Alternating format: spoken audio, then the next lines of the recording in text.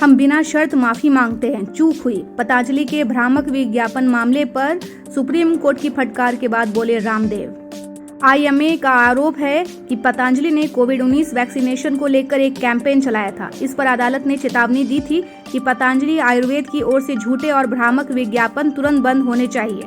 Indian medical association की ओर से दायर याचिका में कहा गया था कि पतंजलि के भ्रामक विज्ञापन से एलोपैथी दवाइयों की उपेक्षा हो रही है। आयुर्वेदिक कंपनी पतंजलि आयुर्वेद के भ्रामक विज्ञापन मामले में बाबा रामदेव और आचार्य बालकृष्ण मंगलवार को सुप्रीम कोर्ट के सामने पेश हुए। इस मामले की सुनवाई कर रही जस्टिस हिमा कोहली और जस्टिस एहसानुद्दीन अमानुल्लाह की पीठ ने कहा कि मामले में पेश दोनों का हलफनामा कहाँ है। इस पर रामदेव के वकील ने कहा कि दोनों ने माफी मांग ली है और दोनों कोर्ट में हाजिर हैं। इस पर कोर्ट ने कहा कि ये अदालती कार्रवाई है, इसे हल्के में नहीं लिया जा सकता। हम आपकी माफी स्वीकार नहीं कर सकते। सुप्रीम कोर्ट ने कहा कि 21 नवंबर के अदालत के आदेश के बाद भी अगले दिन रामदेव, बालकृष्ण और पतंजलि ने प्रेस कॉन्फ्रेंस की। सिर्फ माफी पर्याप्त नहीं है। सुप्रीम कोर्ट में सुनवाई चल रही थी और पतंजलि विज्ञापन छापे जा रहा था। अब 2 महीने के बाद अदालत में पेश हुए हैं। सुप्रीम कोर्ट ने रामदेव को लगाई फटकार। सुप्रीम कोर्ट ने कहा कि आपका मीडिया विभाग आपसे अलग नहीं है। आपने ऐसा क्यों किया? आपको बीते नवंबर को चेताया गया था, इसके बावजूद आपने प्रेस कॉन्फ्रेंस की। कोर्ट ने कहा कि मामले में एक ही हलफनामा दाखिल किया गया है, जबकि 2 हलफनामे दाखिल होने चाहिए थे। कोर्ट ने कहा कि आपने एक्ट का उल्लंघन कैसे किया? आपने कोर्ट का अंडरटेकिंग देने के बाद भी उल्लंघन किया। आप परिणाम के लिए तैयार हो जाएं। क्या आपने एक्ट में बदलाव को लेकर मिनिस्ट्री से संपर्क किया? रामदेव ने हाथ जोड़कर माफी मांगी। इस पर पतंजलि ने स्वीकार किया कि उससे चूक हुई है। इस पर कोर्ट ने कहा कि अदालत की अवमानना का जवाब दीजिए।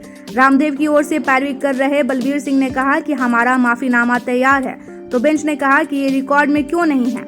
बलबीर ने कहा कि यह तैयार था, लेकिन हम चाहते थे कि जरूरत पड़ने पर जरूरी बदलाव किए जाएं। पीठ ने कहा कि सुप्रीम कोर्ट में मामले की सुनवाई के बावजूद अखबार में विज्ञापन दिए जा रहे थे और आपके मुवक्किल विज्ञापनों में नजर आ रहे थे। सुप्रीम कोर्ट ने कहा कि आप देश की सेवा करने का बहाना मत बनाइए। रामदेव के वकील ने कहा कि भविष्य में ऐसा नहीं होगा। पहले जो गलती हुई है उसके लिए माफी मांगते हैं। रामदेव ने भी अदालत से माफी मांगी। उन्होंने कहा कि मैं इस आचरण के लिए शर्मिंदा हूँ। हम समझते हैं कि ये सुप्रीम कोर्ट का आदेश है। पीठ ने कहा कि देश की हर कोर्ट का सम्मान किया जाना चाहिए।